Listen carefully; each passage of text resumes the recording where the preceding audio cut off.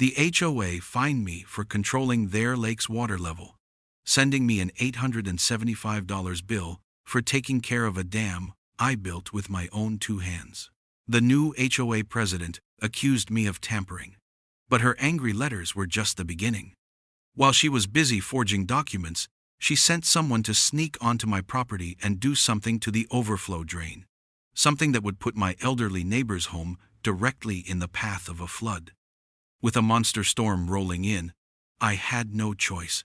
I dropped the dam gates and let nature handle the rest. How far is too far when a power-hungry board president is willing to risk an entire neighborhood just to win? Where are you watching from? Drop it in the comments below, because you won't believe how this ends. The first sign of trouble arrived on a Friday afternoon, delivered by a mailman who looked as tired as I felt. It was a registered letter, the kind that never brings good news. Inside a crisp envelope from the Homeowners Association was a single sheet of paper that felt heavier than it should. At the top, in a bold, unfriendly font, were the words, "Non-compliance fine." The amount was $875. The reason? Unauthorized manipulation of lake levels. My lake, my water. They were fining me for a heavy rainfall. I've been a water systems engineer for over 40 years, and even in retirement, I know a few things for certain. Water flows downhill, pressure is unforgiving, and you can't vote against gravity. The HOA, it seemed, was about to try. The letter claimed I had tampered with the small control gate at the edge of my property, risking erosion and threatening the community's water rights. They even included a picture as proof, a blurry, low-resolution satellite image where a shadow near my dam was circled in red. It could have been a deer, a cloud, or just a bad pixel. They'd also attached a violation notice, conveniently backdated by 2 weeks. I'd lived in this house for 22 years, long before most of the current HOA board members even knew this neighborhood existed. My property backs onto the small man-made lake that serves as the centerpiece of our community. What they called their lake was really just a wide spot in a natural creek, held back by an old earth and stone dam. 15 years ago, after a spring storm nearly flooded out my elderly neighbors, the Millers, I designed and built a proper concrete overflow gate. It was a simple passive system, engineered to keep the water at a safe, predictable level. Think of it like the overflow drain in your bathtub. When the water gets too high, it automatically spills into the drain and goes down the pipe, preventing a mess. My gate did the same thing for the lake. It let excess water from heavy rains flow naturally back into the creek downstream. I got all the city permits. The plans were approved. I did the work myself, with my own two hands, because I believe in doing things right. For a decade and a half, that gate had done its job perfectly, protecting my property and the two homes downstream without anyone ever saying a word. This fine wasn't just wrong, it was nonsensical. I walked out my back door and down the familiar path to the dam. The structure sat exactly where it always had, well inside my property line. I know this because I have the original plat survey from when my grandfather bought this land, framed in my office. The gate was quiet, the water level was normal, and the only thing manipulating it was the slow, steady pull of the earth itself. The HOA board had a new president, a woman named Linda Kessler. She'd moved in about 18 months ago, a former real estate agent who seemed to think property lines were mere suggestions and bylaws were her personal tools of power. We'd never spoken, not once. She hadn't called me, hadn't asked for a tour, hadn't even bothered to learn who maintained the single most important piece of infrastructure in her so-called community. She just sent a threatening letter based on a blurry photograph. Back in my office, I pulled up a new email. I kept it professional, polite, but firm. I wrote to the HOA board, formally disputing the fine. I requested a copy of the hydrological report they based their decision on, along with the credentials of the expert who wrote it. I attached a digital copy of my original city-approved permit from 2003 and a scan of the county plat map showing the dam structure was entirely on my land. Then I asked a simple question.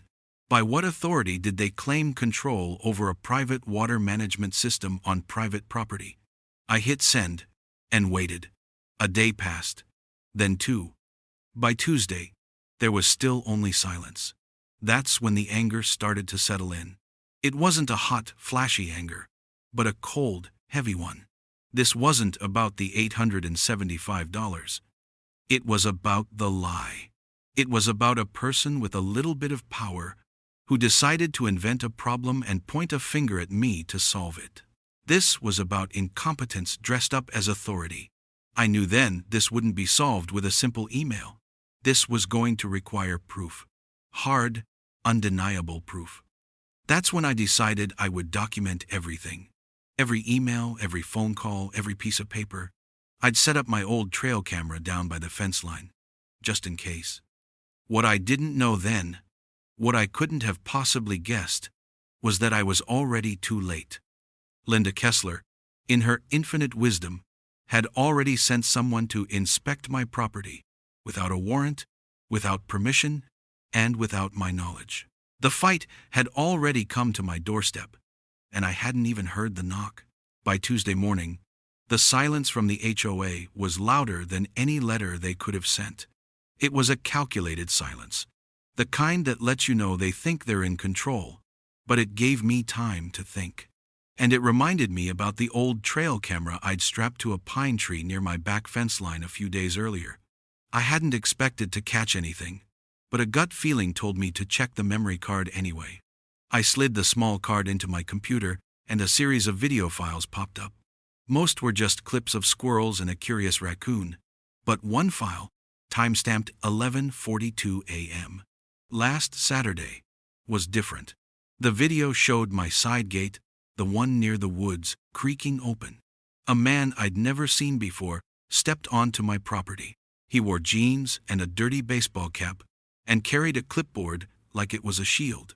He had no uniform, no company truck in sight, nothing to identify him. He walked with a clumsy confidence, like a teenager sneaking into a movie theater. He made a beeline for the overflow gate, snapping photos with his phone.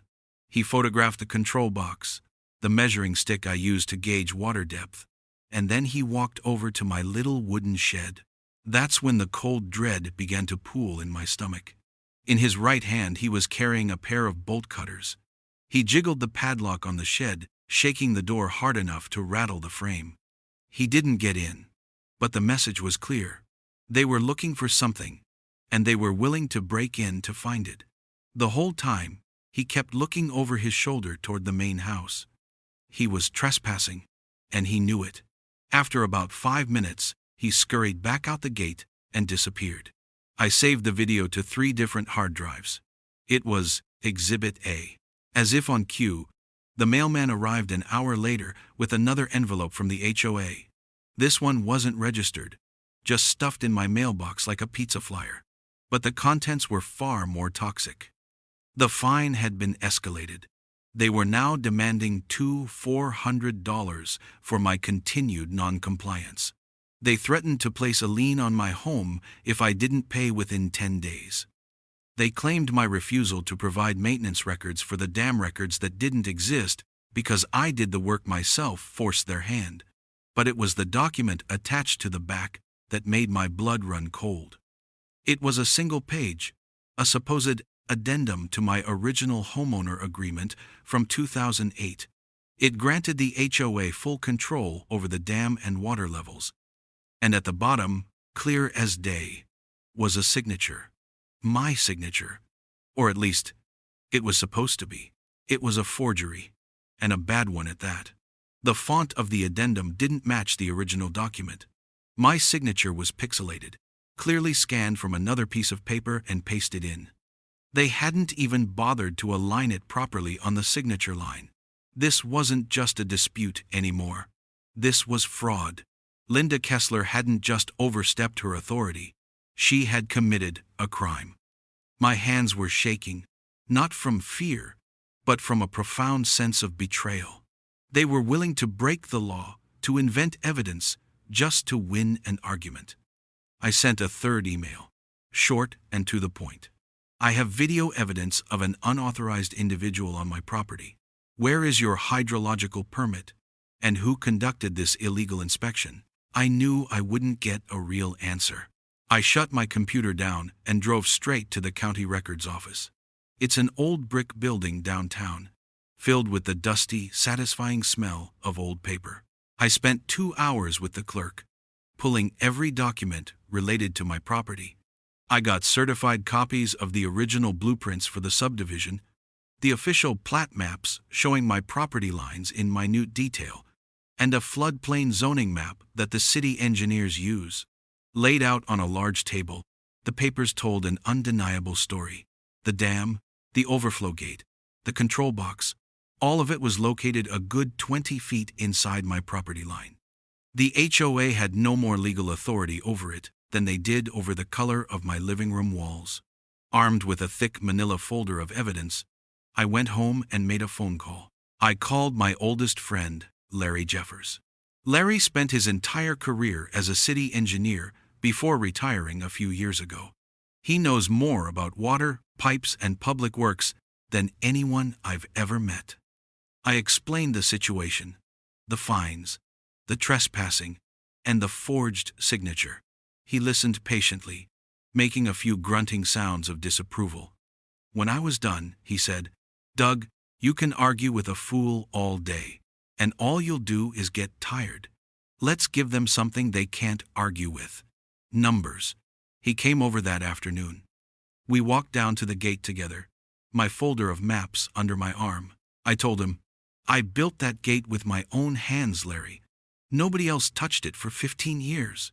He nodded, his eyes scanning the structure, the water level, the surrounding ground. He had a simple kit with him, a ball of twine, some chalk, and a small GoPro camera. "Let's run a simple flow test," he said. "See if the auxiliary drain is clear." The auxiliary drain is a smaller, secondary pipe, designed to handle minor overflow without engaging the main gate. Larry dusted a thick white chalk line across the concrete lip of the drain's intake. We set up the GoPro to watch it. If the water was flowing correctly, it would wash the chalk away in a steady, even pattern. We waited. 10 minutes passed. 20. The chalk line remained perfectly intact. The water was barely trickling into the drain. "Something's not right," Larry muttered, kneeling down for a closer look. He peered into the mouth of the pipe, his face shadowed. A moment later, he looked back at me, his expression grim. "Doug," he said slowly, "there's something blocking the pipe. And it wasn't debris. It looks like it was wedged in there on purpose." Larry didn't need any tools to prove his point. He just reached into the mouth of the drain pipe, his arm disappearing up to the elbow. After a moment of grunting, he pulled his arm back out. In his hand was a thick, black, rubberized plug, the kind contractors use to temporarily seal off large water mains. It was about 8 inches wide and had a wing nut on the front for tightening it into place. This wasn't debris washed in by the creek. This was a deliberate act of sabotage. It had been wedged deep inside the auxiliary drain, completely choking off the passive overflow. I took the heavy plug from him. It felt cold and menacing. Someone had walked onto my property, likely the man from the trail camera video, and intentionally disabled a critical safety feature of the dam. We stood there in silence for a minute, the weight of the discovery settling over us. The HOA wasn't just incompetent, they were reckless. "This is what's been making the water level ride high," Larry said, his voice low and serious. "They've turned off the safety valve. With this drain blocked, any significant rainfall will have nowhere to go but up. It creates an upstream flooding risk, Doug. It's not just illegal, it's criminally dangerous. The Miller's house sits lower than yours. They'd be the first to get water in their foundation. The Millers were in their 80s. The thought of their home flooding because of some HOA power trip made my blood boil." We filmed a short video explaining what we found. Larry, using his calm, authoritative voice, showed the plug, demonstrated how it fit inside the pipe, and explained in the simplest terms what it meant. He drew chalk lines to show the normal water level versus the current artificially high level. We time-stamped it all. This was Exhibit B. The next step was figuring out who put it there. The man on my camera was a ghost, but somebody had to have hired him. I started with a phone call to the county permitting office. I asked if any work orders or permits had been filed for dam maintenance in our subdivision. The clerk sounded amused. "Sir, that's private property," she said. "We wouldn't issue a permit for that unless it involved a major structural change, and we have nothing on file for your address." That confirmed my suspicion. Whoever did this was working off the books. I sent another email to the HOA, this time attaching a still image from my trail camera video, showing the trespasser's face, blurry as it was. I also attached the video of Larry and me discovering the plug. My message was blunt. An unknown individual illegally entered my property and tampered with my drainage system, creating a public safety hazard.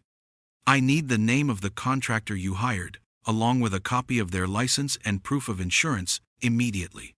The response came less than an hour later, not from Linda Kessler, but from an attorney. His email was a masterclass in saying nothing. It was full of legal jargon about the board's fiduciary duty to maintain community assets. He ignored my evidence and simply stated, "Our environmental consultant deemed the existing control gate a liability and recommended modifications." I fired back a one-sentence reply.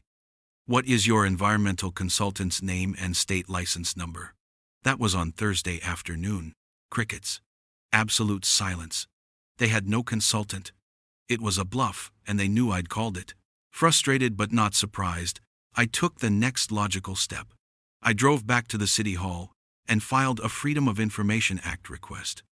I asked for all correspondence between the HOA, specifically Linda Kessler, and any city department regarding the lake, the dam, or my property. It was a long shot, but if Linda had tried to use the city to back her play, there would be a paper trail. As I was leaving, I ran into Chet Marlowe, the retired sheriff who lives a few doors down. Chet's a good man, observant and quiet. He asked what had me looking so serious. I gave him the short version. He listened, nodding slowly. His eyes narrowed. When I mentioned the trespasser, he stopped me. "Did you happen to see what kind of truck he was driving?" he asked. I hadn't, but Chet had. "I saw a white pickup from a company called Delta Property Solutions parked near Linda's place last weekend," he said. "Looked like a landscaping crew, but they didn't do any landscaping." A quick search on my phone told me everything I needed to know. Delta Property Solutions was a small local outfit with a handful of bad reviews online. And its owner? A young man named Tommy Ridge. A little more digging on social media, and the final piece of the puzzle snapped into place. Tommy Ridge was Linda Kessler's nephew. She wasn't just playing power games, she was using HOA funds to hire her own unqualified family member to conduct illegal work on my property. That evening, I got the lawyer's final email. It was a single, arrogant sentence that perfectly captured everything wrong with the situation. "We don't need your permission to manage community resources." I read the words over and over, the sheer audacity of them burning in my mind. As I sat there, a notification popped up on my phone. It was from the Weather Service. A severe thunderstorm warning was now in effect for our area. Heavy rainfall expected overnight, starting around 2 a.m. I looked out the window at the darkening sky. The plug was still sitting on my workbench, evidence I couldn't afford to lose. But its twin was still wedged in my drain pipe, a ticking time bomb aimed directly at my neighbors. And the rain was coming. The rain started just after midnight, a gentle tapping on the roof that quickly grew into a roar. It wasn't a normal summer storm. This was a deluge, the kind of torrential downpour that turns streets into rivers and tests the limits of every gutter and drain pipe in town. I knew this was the moment of truth. I pulled on my waterproof jacket and boots, grabbed a powerful flashlight, and headed out into the black, churning night. Down by the dam, I had already set up my monitoring station. I'd hammered a sturdy wooden post into the ground at the water's edge, marked with a bright yellow yardstick. A few feet away, mounted on a tripod and sheltered under a small tarp, my GoPro was already recording, its small red light a steady beacon in the storm. Its job was simple: to be an unblinking, impartial witness. The rain was coming down in sheets, so thick it was hard to see more than a few feet ahead. But the beam of my flashlight cut through the gloom and landed on the yardstick. The water was already climbing. The normal overflow level, the point where the auxiliary drain should have been doing its job, was marked at the 12-inch line. The water was already at 14. For 2 hours, I stood in the soaking rain, a silent guardian watching the slow, relentless rise of the lake. I sent 2 emails to the HOA's emergency contact address and left 2 voicemails on Linda Kessler's publicly listed number. I kept it professional. "This is Doug Bennett," I said in each message. "The lake level is rising to a dangerous point due to an obstruction in the overflow system. The property at 114 Creekwood Lane is at imminent risk of flooding. You need to send your contractor out here to remove the blockage immediately." I received no response. At 2:45 a.m., the water crept past the 24-inch mark, a full foot above the safe level. My flashlight beam danced across the water to the Miller's backyard.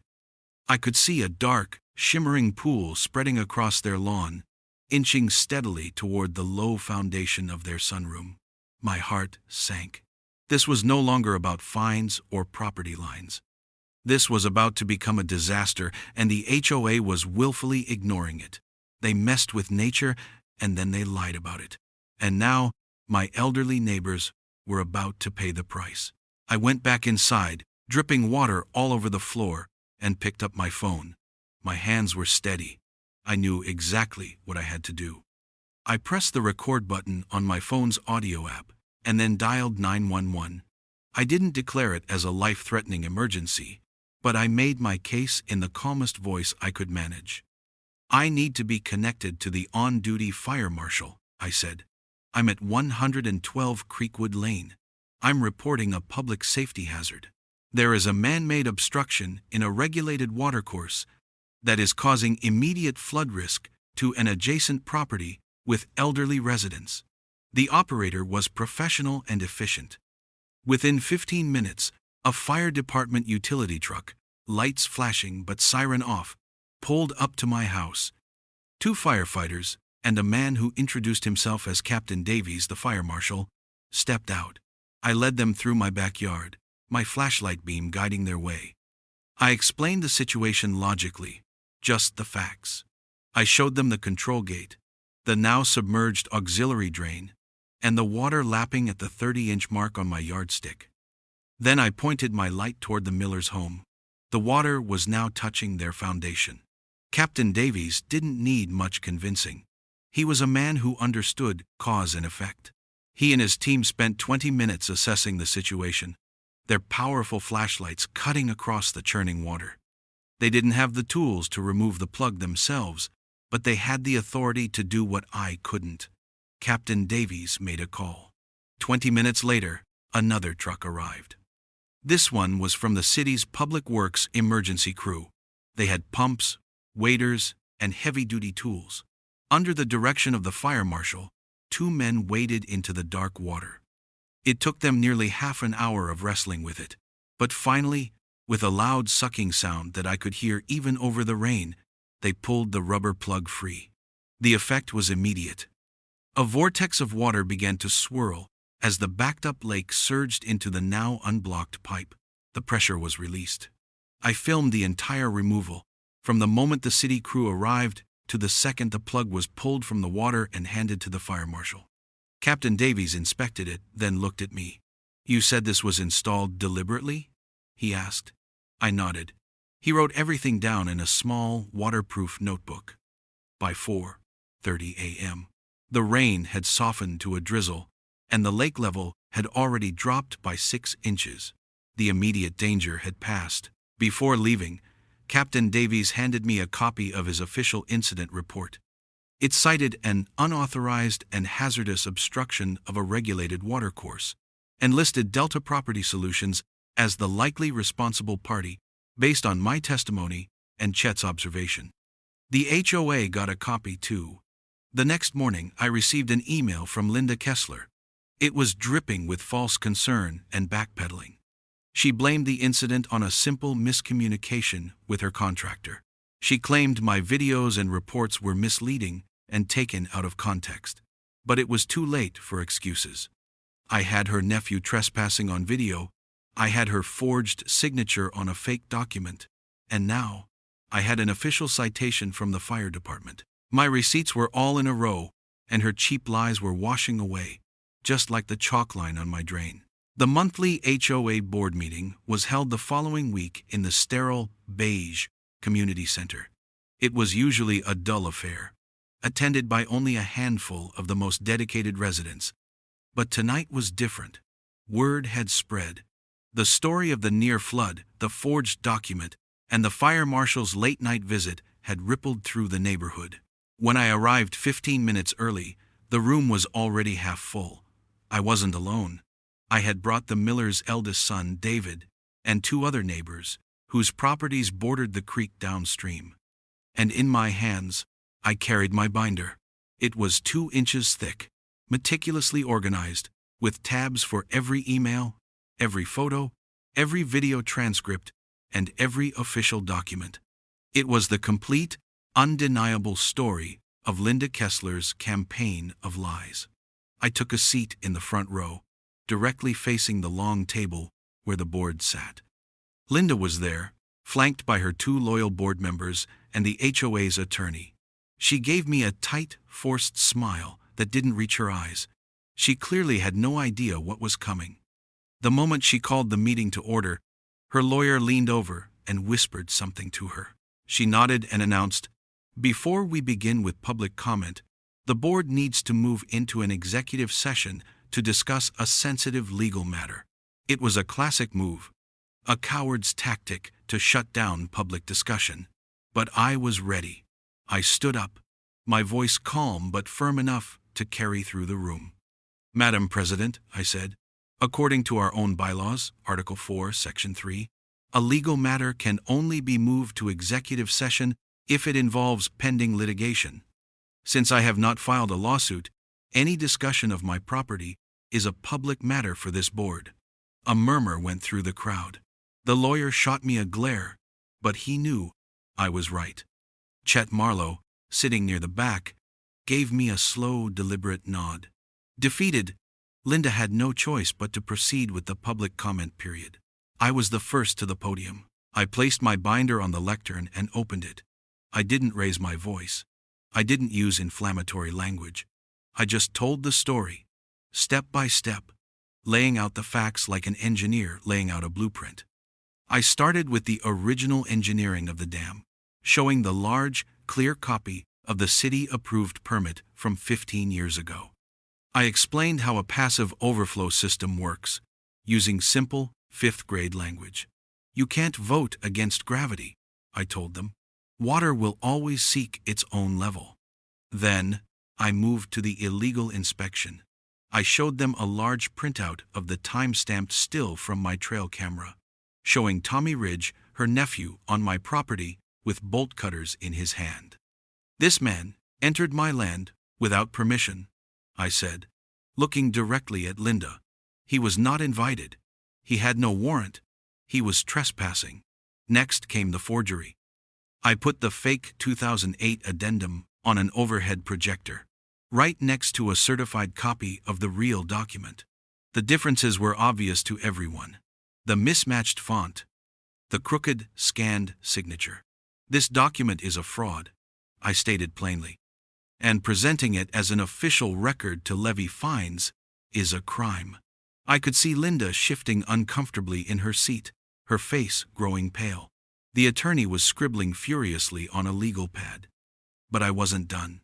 I explained how they hired an unlicensed, uninsured contractor to the president's nephew to perform dangerous work. I detailed our discovery of the rubber plug, explaining how it created an immediate and reckless risk to my neighbors.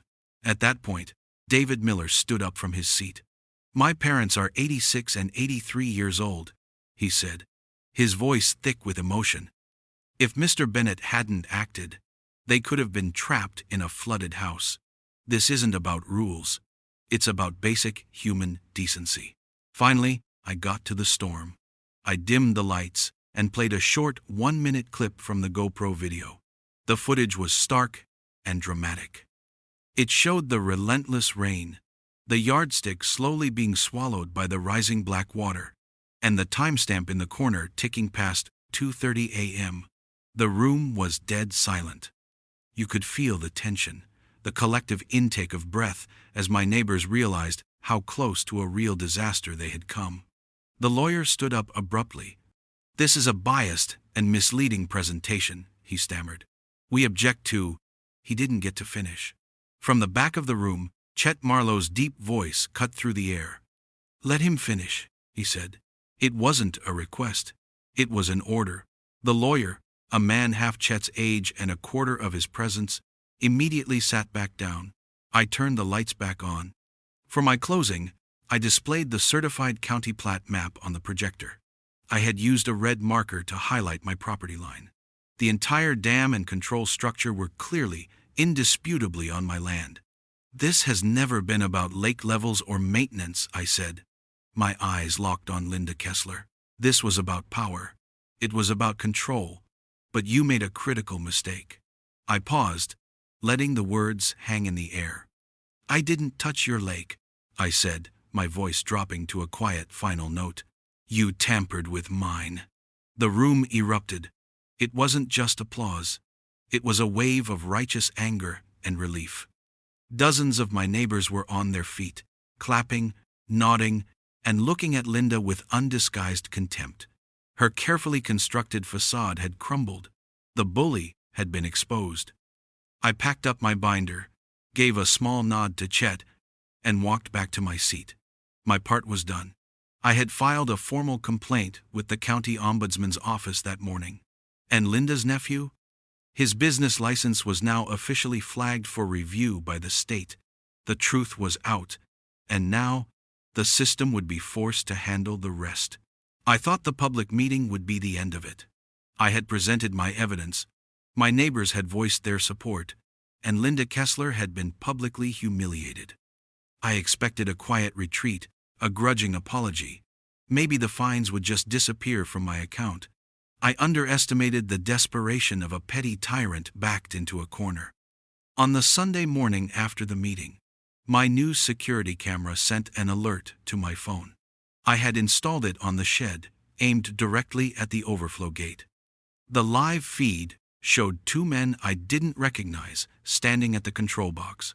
One of them was Tommy Ridge, Linda's nephew. The other was a bigger man, and in his hands, he held a massive pair of bolt cutters, the same kind Tommy had been carrying when he first trespassed. They weren't there to inspect anything this time. They were there to destroy the evidence. Their plan, I realized, was to physically remove the gate mechanism, then claim it had been faulty all along, justifying their previous actions. They were trespassing again, this time with intent to vandalize. That was the last straw. My fight had always been about restoration, not revenge. But their stubborn refusal to accept reality, their continued aggression, demanded a more permanent solution. I didn't call the police, not yet. I didn't run outside and yell. I walked calmly to my workshop, picked up a heavy-duty wrench, and went down to the dam. They hadn't seen me yet. They were fumbling with the lock on the control box. They were amateurs, clumsy and loud. It gave me all the time I needed. I walked to the main dam gate, a simple, heavy steel plate controlled by two large screw lifts. For 15 years, I had kept it in a fixed position, with heavy steel blocks holding it in place, allowing only the auxiliary drain to manage the flow. It was the safest, most stable configuration. But the HOA, in their wisdom, had declared my system a liability. Fine. I would give them what they wanted. A fully passive, uncontrolled system. With a few turns of the wrench, I loosened the locking bolts on the steel blocks. They were heavy, but years of keeping them greased paid off. One by one, I removed them and set them aside on the concrete walkway. Then, I walked over to the screw lifts. I gave each one a quarter turn, just enough to break the seal. The heavy gate groaned, a deep metallic sound of protest. Then, with a slow, grinding finality, it dropped. The main dam gate slid down its track by about 12 inches, opening a significant channel at the bottom. The effect was hypnotic. The calm lake surface began to move. A powerful, steady current formed, pulling water from the center of the lake and funneling it directly into the newly opened gate. The quiet burble of the creek downstream swelled into a satisfying, steady roar. I stood back and watched. The water was speaking for me now. The two vandals heard the noise and froze. They looked from the gushing water to me, standing there with the wrench in my hand. Their faces went pale. Tommy started to say something, but I just gave him a look, a calm, unwavering stare that told him he had exactly 10 seconds to get off my property. They practically tripped over each other, scrambling back through the woods. I didn't have to say a word. I had simply restored the dam to its most basic, natural function. I let the water speak. Over the next 2 days, the change was dramatic. The lake level dropped by a full foot, receding to the original designed capacity laid out in the blueprints from the 1970s. The marshy, waterlogged banks firmed up. The creek downstream, which had been a sluggish trickle for months, was now a lively flowing waterway again. Dragonflies returned. I even saw a blue heron wading in the shallows for the first time in over a year. I had done nothing illegal. I had simply removed the modifications and allowed the system to revert to its natural state. On Tuesday, a city inspector, prompted by my complaint to the ombudsman's office, came to visit. He was a young, sharp kid who knew his stuff. He took one look at my setup, consulted his copy of the original plans, and nodded. "This is a fully compliant, passive flow system," he declared, making a note on his clipboard. "You're actually exceeding the minimum safety standards."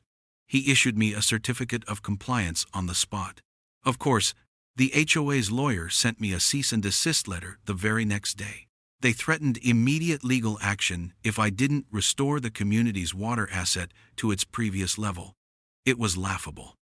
I had my lawyer send back a formal reply, citing the city inspector's report, the county plat maps, and a clear warning that any further entry onto my property by HOA representatives or their agents would be met with immediate law enforcement action for criminal trespassing. That letter was my final move. But the story was no longer just mine. My neighbors had seen enough. That evening, a petition to recall Linda Kessler and the entire board began circulating. David Miller, Chet Marlowe, and several others went door to door. There was no shouting, no anger, just quiet conversations and nodding heads. People were tired of the bullying, the lies, and the incompetence. Within 3 days, the petition had signatures from over 70% of the homeowners. Linda's reign was over. She had tried to fight gravity, but in the end, it was the simple, undeniable truth of the water that washed her away.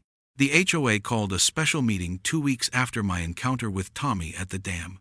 They didn't have a choice.